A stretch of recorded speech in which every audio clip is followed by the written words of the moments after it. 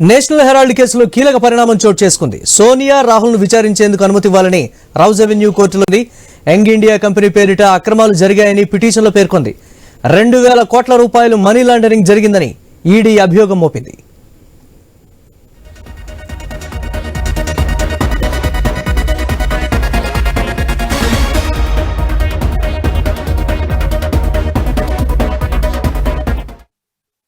Break news చూస్తున్నాం. National Herald కేసులో కీలక పరిణామం చోటు చేసుకుంది.